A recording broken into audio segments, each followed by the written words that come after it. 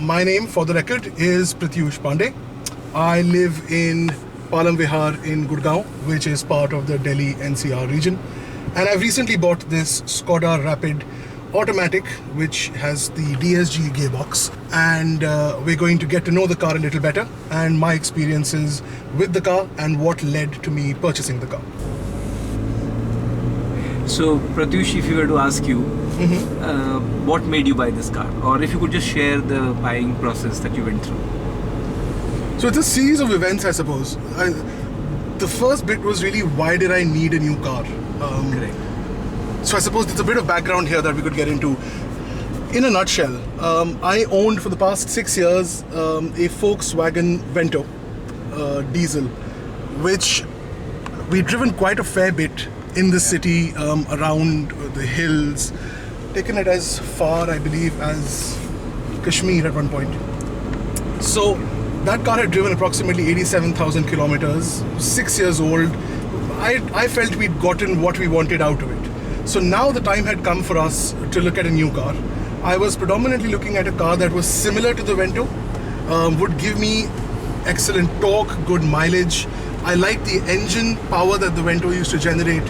When I began to actually do the test drives and look at the cars at the time, I determined that I don't need to specifically look at the Vento, because here was the Skoda Rapid, which was essentially the same car and, most importantly, cost less. It has the exact same engine as the Vento. It has the same DSG gearbox as the Vento. What was the price difference, in your opinion, between the two cars, Vento, since you mentioned price being an important point? At the MRP level, I believe the difference is close to $1.5 lakh. Okay, that's a difference. It's a sizable amount of money. My father drives this car a lot as well. Okay. And of course, with age, it's getting harder and harder for him to operate these sort of really heavy clutches. Correct. And so it made sense to get an automatic to make the car more accessible to him. And in the interest of equal opportunity, I also felt it would make the car more accessible for my mother, who is otherwise, all right in terms of her driving, but isn't that competent at negotiating the gears. Exactly, the gears. So I felt this was a car, or rather an automatic car would be something that would work on that basis for the family as a whole. And for me in particular, because there were many automatics out there that I test drove.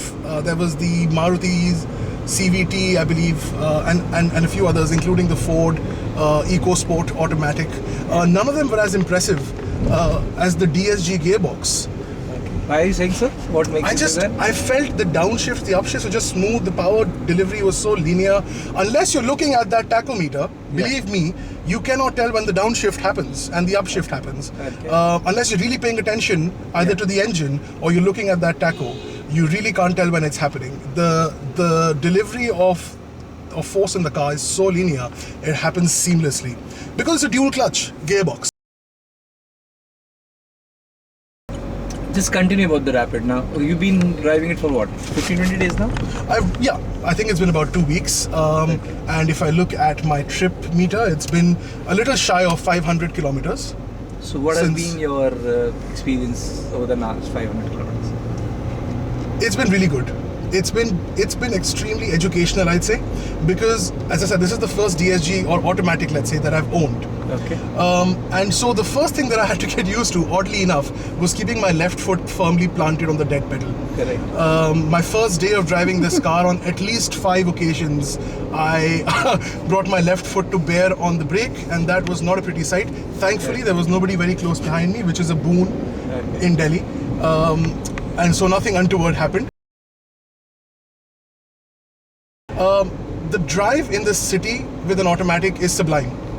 Okay. I've got to say, I've encountered at least 3 traffics. Monsoons are currently on. Yeah. And for those familiar with Delhi and Gurgaon traffic in the monsoons, it's essentially bumper to bumper when it's raining. The roads wash away like salt. I've been in at least 3 such jams, and I've come out of them still smiling, simply because I didn't have to worry about my left foot or the clutch. And it's an experience of freedom, in that I'm not bothered by that anymore. So it's great. I've taken this car on the highway. I've taken it in and around up to Murthal, just because I wanted to see how it handles itself on the highway and at triple-digit speeds. Happy to report that its driving dynamics are very similar to that of the Vento, in that this is also planted on the highway. It holds itself with aplomb. You can't chuck it around corners. It's not meant for that. But What happens when you it's do a that? mild cruncher. Well, the car rolls. The car rolls. The car rolls. The car rolls. Which is to be expected. At what speed did you try that? I don't recall specifically, but if I had to make an educated recollection, I think I was 80, at about 80 But kilometers you per felt hour. scared doing that. Well, again, scared is relative term. I didn't feel confident, I'll tell you that. Okay. Fine. What made you feel that way? As in, what was the car doing? Was it flexing Well, in the the car rear or didn't what? understeer, the car didn't oversteer, thank God. Thank God. But then one could always credit that to my skill. But Okay. I suspect it is the way the car's chassis has been built and the way that it's currently tuned. Okay. It's a heavy car on top of that. Yeah. The steering isn't a hydraulic one. Well, not that it needs to be anymore, but it doesn't really give you the kind of feedback you'd require from the road. For example, I also have an Optra, which is a car that's been discontinued now, but it gives me excellent feedback on the road. So with that steering wheel, I know what the car's doing. This So one. what do you mean by feedback? Because that's a term most people will not understand. So, okay, when you're driving, that's a good question. So when I'm driving, for example, as the road undulates or as the terrain changes, the wheels begin to respond to that in their own way. Now, ideally, that should feed into the steering wheel so that the driver at all times knows what the car is doing. If the car's slipping to one side or if the tires are facing a bit of resistance, I'd like to be able to know that in the steering wheel. That isn't necessarily always the case, and even when that is the case, it doesn't always translate through completely. Now, this isn't an issue for most, I suspect, simply because most people don't want to know when that's happening. Probably they don't understand that. Yeah, and they'd rather the car just keep its line and keep going the direction they want it to, which is perfectly fine if you're into sedate driving and normal driving, and ideally that's the way you want to drive on a daily basis. But for those who like a bit of interaction with their car, those who like to be connected to their driving, those who drive for fun and enjoyment and to relax, as I do, would appreciate that. Now, does that mean that this car has a lifeless steering? No, not in the least. It weighs up really nicely, it holds the line well, but it's not as responsive as you would like a car with this sort of stature to be. It's 110 horses, it's not out of the world in terms of power, but the torque gets it there. And so I'd prefer it if the steering had a bit of feedback, like a bit more feedback. But it's a minor gripe, all things given. Okay. Coming back to, I want to specifically talk about the roll part of it because that's pretty scary. Yeah, And if you're talking at 80, normal speeds on highway are upwards of 80. yes. Correct. What actually happened? I mean, what did you do? For example, I have the city, and I can say with a lot of confidence that I can take the corners and maybe near 90 turns at a decent speed without the car misbehaving. You know, Yeah. even though it's a lighter car as compared to this car. So, what is it that you felt? So thinking back, essentially, there was roll in the car. But to be fair, it was the beginning of what I suspected the car was going to be doing, which was rolling. Okay. The car hadn't begun to roll in the traditional sense. However, I could feel the chassis sort of giving way, and I knew that as it's going to bounce back, it's potentially going to start rolling if I don't bring the car under control. As I said, the educated estimate I made was that I was at 80 plus. Correct. I mean, that's not a given. Don't take my word for it. No, I'm just... I could have been at higher speeds. No, the reason I'm actually delving on that point a little more is because for a common person, such an information is of importance. Yeah. You know, the limitations of the car Right, that yeah. one needs to respect. I would say don't chuck this car around corners. It's not meant for that. It is not meant. It's not meant to be chucked around corners. Okay. Since you have had, the key reason for purchase was the, DSG Tiptronic gate. Just a little bit more on that. Have you tried the manual aspect of this? I have. Okay. I have. So, How do you do that? For the common people, please. If you okay. explain. So, right. If you cast your eyes downward. Okay. So when you're doing that, when you upshift, Yeah. when you upshift when you take it to the manual mode. Yeah, we're in the manual mode now. Yeah. So you are upshifting. It's as simple as that. That's it. That's an upshift. That's a downshift. That's it.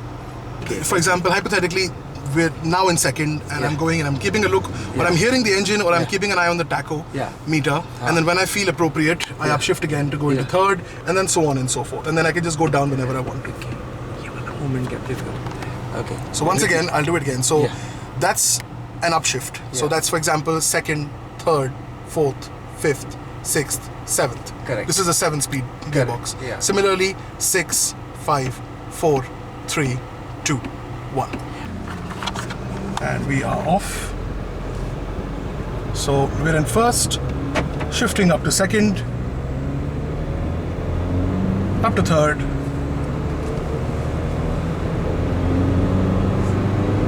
fourth,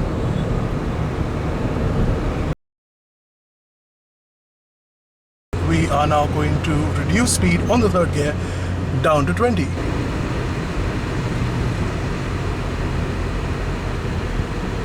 Let's go back. It has now moved to second.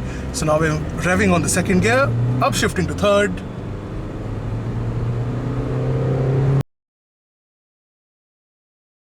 How do you feel the suspension? What do you feel about the suspension of the car? It's stiff. Are you feeling it stiff? It's stiff, but I prefer it stiff. Yeah, okay. Well, when I say stiff, it's on the stiffer side. So it's still how does a common man understand it is stiff? when you're moving over a moderate speed bump, Okay. rather than gliding over it at a low speed, mind you, we're talking about low speeds here, city speeds. Yeah. So somewhere between 20 to 30, 35 kilometers per hour, which is ideally what you want to be taking a speed bump at, if not lower. Yeah. So if you come across a moderate sized pothole, the car doesn't take it with aplomb. It doesn't glide or coast over it. You do actually, the car does actually dip. You know, the passengers might actually moved about a bit. So you feel the thump? Not so much the thump, Okay. but I do feel the car giving way because the suspension isn't really moving as softly. What that translates to, however, this suspension, which I still consider to be on the stiffer side, is that on the highway or at high speeds, the car holds itself really well. It's part of that whole confidence-inspiring, planted feel. If you have to, if you have to do evasive maneuvers on the highway, or if you've got to do really quick lane changes, or if you need to move the car about very swiftly for some reason, the car holds. Will it be correct on my part to say that with a softer suspension on the highway, you might feel the undulations inside the car? A lot more, yes. Okay. And in case of a stiffer suspension, it's almost like, you're sitting on something which is very taut. Yes. Is that the right way to express it? Yes, that would be. One good example is at a high speed, if you take a pothole at a high speed with a soft suspension, you'll feel it. And the car will feel it and you'll know it. With a suspension like this, however, at a high speed, if I had to go over a pothole, the car would actually take it in its stride. And that makes a difference, I think, to those who are interested in these things, to those who enjoy driving. I think the DSG is a gearbox that, they would really enjoy. And I urge those who haven't driven them to find a car that has a DSG and test drive it. Hey, test drive the Rapid.